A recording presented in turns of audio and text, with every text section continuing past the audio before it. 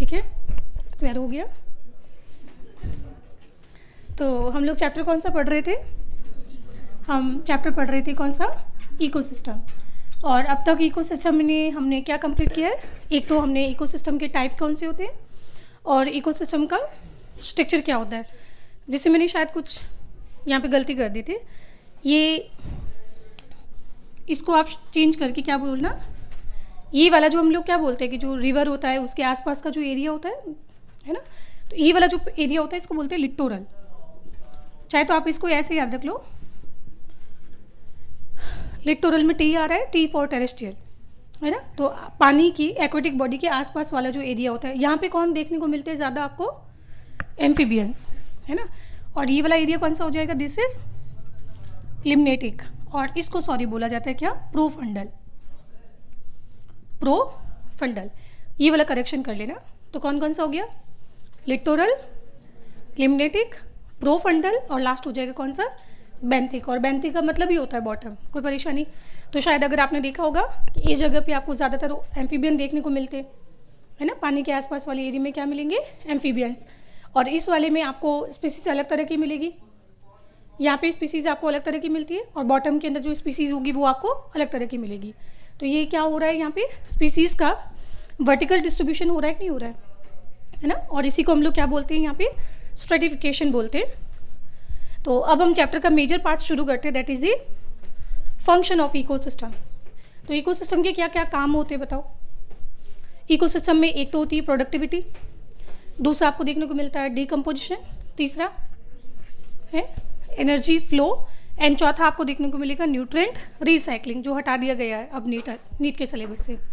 और लास्ट में एक और टॉपिक भी दिया होता है, इकोलॉजिकल सक्सेशन, वो भी हटा दिया इन्होंने।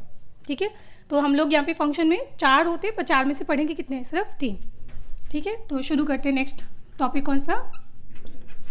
यहाँ पे फंक्शंस ऑफ इको सिस्टम। और फंक्शन ऑफ इको सिस्टम में सबसे पहला शुरू करेंगे कौन सा? सबसे पहले आएगा यहाँ पे प्रोडक्टिविटी। अच्छा, प्रोडक्टिविटी में बताइए आपको कौन से लेवल पे देखने को मिलेगा? जैसे आपने कभी फूड चेन पढ़ी होगी, तो उसमें प्रोड्यूसर होते हैं, फिर हर्बीवोर्स होते हैं, फिर कार्निवोर्स होते हैं ना। तो आपको प्रोडक्टिविटी कहाँ देखने को मिलती है? लगाओ दिमाग सब लोग। और इसमें 99% जनता गलत बोलेगी। प्रोडक्टिविटी आपको कहाँ देखने को मिलती है? प्रोड्यूसर लेवल पे? नहीं बेटा, जब आप खाना खाते हो तो खाना खाने के बाद आपका भार बढ़ता है कि नहीं बढ़ता है, या फिर आपकी अंदर एनर्जी का लेवल बढ़ता है कि नहीं बढ़ता है ना। तो उसको भी हम लोग क्या बोलते हैं? प्रोडक्टिविटी। तो जो आप प्लांट के अंदर प्रोडक्टिविटी पढ़ते हो उसको बोलते हैं प्राइमरी प्रोडक्टिविटी, है ना। और आपके अंदर जो प्रोडक्टिविटी बढ़ रही है उसको बोलते हैं हम क्या? Secondary productivity. तो सेकेंडरी प्रोडक्टिविटी आपको कौन से लेवल पे देखने को मिलेगी?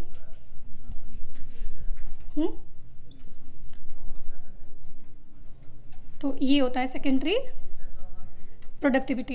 एंड सेकेंडरी प्रोडक्टिविटी हमें देखने को मिलती है at consumer level. Consumer level, है ना। और कंज्यूमर लेवल का मतलब होता है कि primary consumer, secondary consumer, and क्या होगा यहाँ पे? टर्शरी, या जिनको बोला जाता है टॉप कंज्यूमर। तो इनके लेवल पे जो आपको बायोमास बढ़ते हुए दिखाई देता है उसको हम लोग क्या बोलते हैं, है ना। तो क्या मैं इसको ऐसा लिख सकती हूँ? इंक्रीज इन बायोमास और energy at consumer level, at consumer level. तो इसको हम लोग क्या बोलते हैं? Secondary productivity. तो हमारे अंदर जो प्रोडक्टिविटी है वो कौन सी वाली है? सेकेंडरी है ना। पर अब तक जो आप जानते थे कि प्रोड्यूसर कौन होते हैं? प्लांट होते हैं। तो वो जो प्रोडक्टिविटी होती है वो कौन सी होती है? प्राइमरी प्रोडक्टिविटी होती है। तो यहाँ पे नेक्स्ट पढ़ेंगे कौन सा? Primary productivity. And primary productivity कहाँ देखने को मिलेगा? At producer level. अच्छा, मुझे एक चीज़ बताओ कि आप प्रोडक्टिविटी कैसे डिफाइन करेंगे? लिख चुकी हो।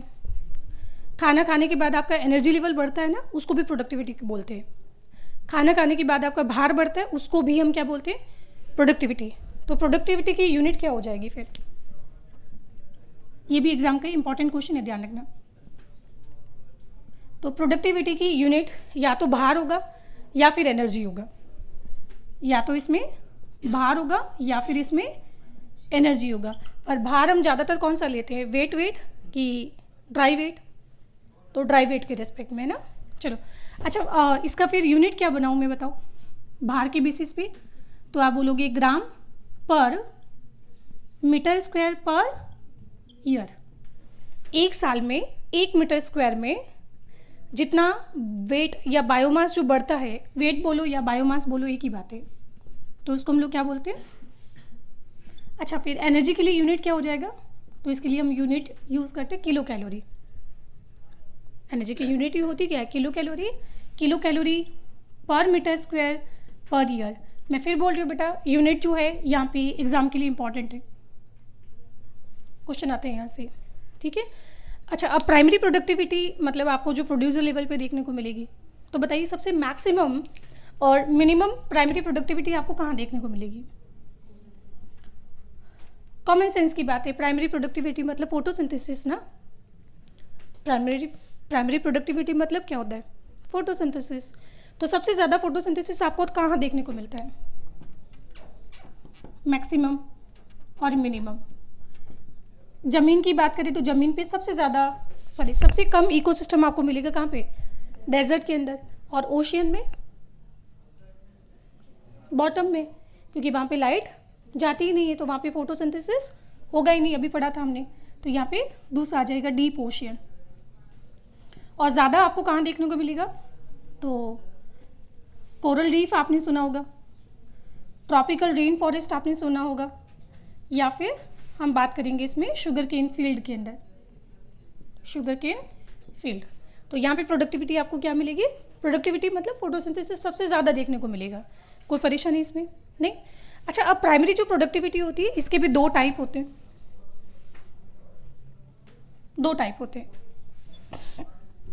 एक होता है ग्रॉस प्राइमरी प्रोडक्टिविटी और एक होता है नेट प्राइमरी प्रोडक्टिविटी। क्या फ़र्क हुआ दोनों में? नेट प्राइमरी प्रोडक्टिविटी, प्लांट जो टोटल फोटोसिंथेसिस करता है, क्या वो सारा का सारा इकट्ठा कर लेता है क्या? नहीं ना, वो तो उसमें से क्या करेगा? अपने खाने के लिए, अपने रेस्पिरेशन में उसको यूज़ करेगा। हाँ, बाकी बचे हुए को क्या करेगा? स्टोर कर लेगा।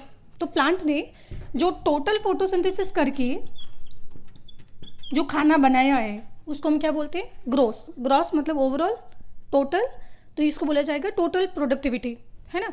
और उसमें से आप एक काम करो, क्या कर दो? माइनस कर दो रेस्पिरेशन, तो बचा हुआ जो होता है उसको क्या बोला जाएगा? तो बचा हुआ मतलब नेट। जैसे मान लो कि इसने 100 ग्लूकोज बनाए, 100 ग्लूकोज में से 10 ग्लूकोज उसने अपने ही रेस्पिरेशन में यूज़ कर लिए, तो बाकी बचे कितने? नेट 90।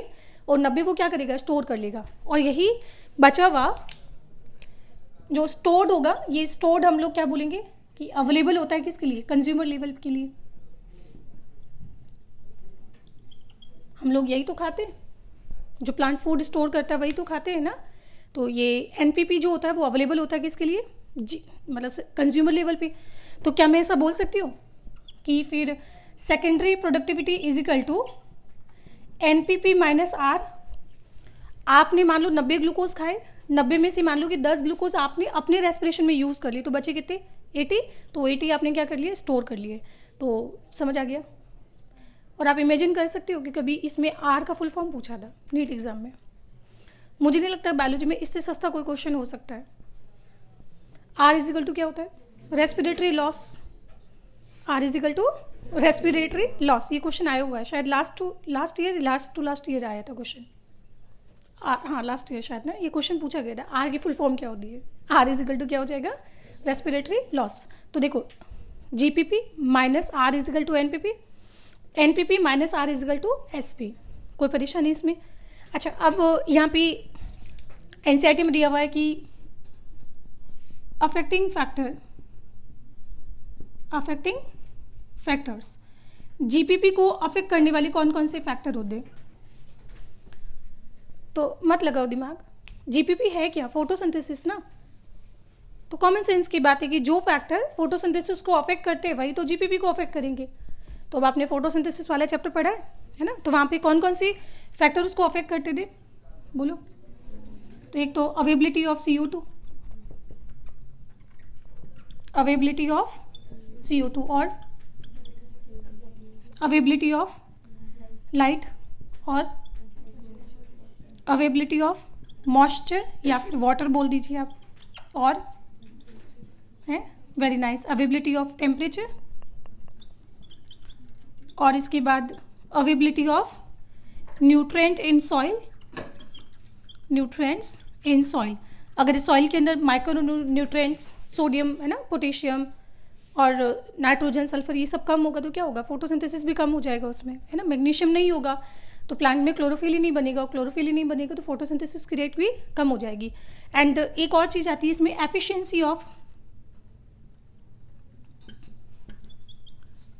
Efficiency of producer. ये क्या होता है? Very nice. जैसे एक C3 प्लांट और एक C4 प्लांट है, प्रोडक्टिविटी ज़्यादा किसकी होगी? ऑब्वियसली C4 प्लांट की। एक हर्ब, एक श्रब, एक ट्री है, इन तीनों में से प्रोडक्टिविटी ज़्यादा किसकी होगी? ट्री की। तो प्रोड्यूसर जो खुद है ना, तो उस पर भी डिपेंड करता है कि फोटोसिंथेसिस की रेट क्या होगी। तो moral of the story, GPP को अफेक्ट करने वाले फैक्टर आपको याद नहीं करने। जीपीपी है क्या? फोटोसिंथेसिस। तो जो भी फैक्टर फोटोसिंथेसिस को अफेक्ट करते हैं वो सारे फैक्टर क्या होंगे? जीपीपी को अफेक्ट करने वाले फैक्टर हो जाएंगे। आसान था, ठीक है। अब जीपीपी में माइनस कर दो रेस्पिरेटरी लॉस, तो बचा क्या? नेट प्राइमरी प्रोडक्टिविटी, जिनको प्लांट क्या करते हैं? अपने स्टोर कर लेता है। और यही स्टोर जो फूड होता है ये अवेलेबल होता है किसके लिए? कंज्यूमर के लिए अवेलेबल होता है ना। आगे नेक्स्ट टॉपिक लेवल के लिए अवेलेबल होता है। अच्छा, अब अगर मैं पूरी ग्लोबल वर्ल्ड की बात करूं तो पूरी वर्ल्ड की एनपीपी कितनी है?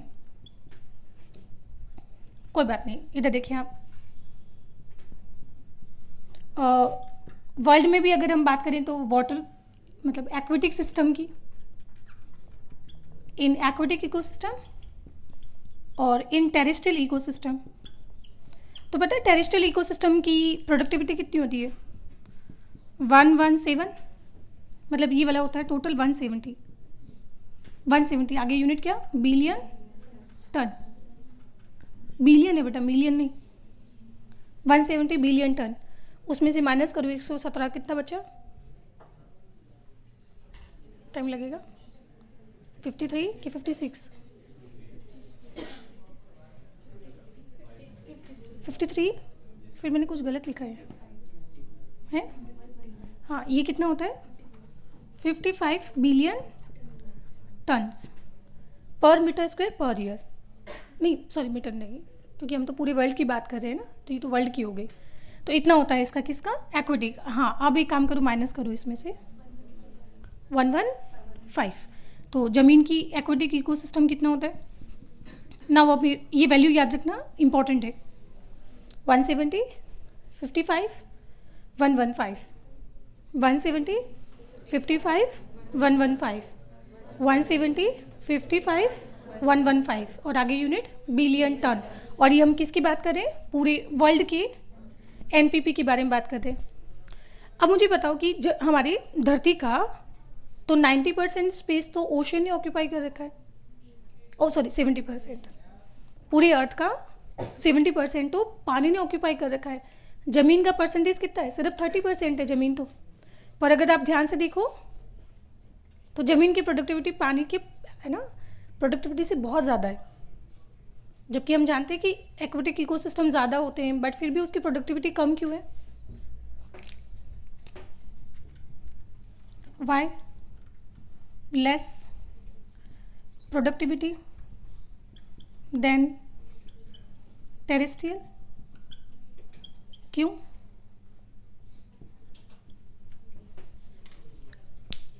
यूज़ करो कॉमन सेंस, मिल जाएगा आंसर। वेरी नाइस बेटा।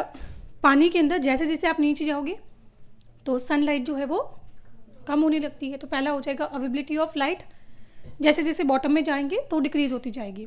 तो अभी तो हमने पढ़ा था कि आपको लिम्नेटिक जोन में तो मिलेगा, पर प्रोफंडल जोन में तो आपको डिम लाइट मिलेगी, और बेंथिंग में तो लाइट ही नहीं जाती है ना। तो पहले तो हो जाएगा अवेबिलिटी ऑफ लाइट। दूसरा है यहाँ पे अवेबिलिटी ऑफ न्यूट्रिएंट्स। सॉइल में वैसे ही आपको पता है कि नाइट्रोजन कम होता है, और प्लांट बड़ा बेचारा जो है वो कॉम्प्रोमाइज़ करता है नाइट्रोजन को लेकर। अगर सोचिए उसी सॉइल को अगर आप पानी में घोल दो तो आपको नहीं लग रहा है कि उसमें जो न्यूट्रिएंट्स होंगे या जो मिनरल्स होंगे वो डाइल्यूट हो जाएंगे?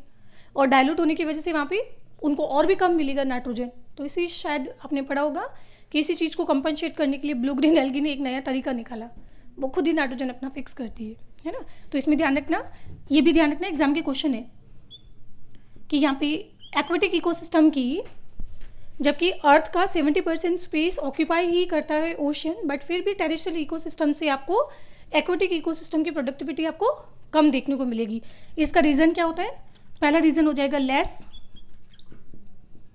अवेबिलिटी ऑफ लाइट, एंड दूसरा हो जाएगा यहाँ पे क्या, लेस अवेबिलिटी ऑफ मिनरल्स बोल दीजिए या फिर न्यूट्रिएंट्स बोल दीजिए, क्योंकि जो मिनरल्स या फिर न्यूट्रिएंट्स होते हैं वो पानी में क्या हो जाते हैं, डाइल्यूट हो जाते हैं। ठीक है, तो ये पहला एक हमारा टॉपिक कंप्लीट हो गया। कौन सा? यहाँ पे फंक्शन में प्रोडक्टिविटी के बारे में। कोई परेशानी? ठीक है, तो अब तक हम सोचते थे कि बेटा प्रोडक्टिविटी जो है या प्रोड्यूसर जो है वो सिर्फ प्लांट होते हैं, जो सत्य नहीं है ना। कंज्यूमर लेवल पे भी आपको प्रोडक्टिविटी देखने को मिलेगी, जिसको हम क्या बोलते हैं, सेकेंडरी प्रोडक्टिविटी बोलते हैं। कोई परेशानी? ठीक है, लिख लो। इसके बाद नेक्स्ट हम शुरू करते हैं कौन सा, डीकम्पोजिशन। ठीक है।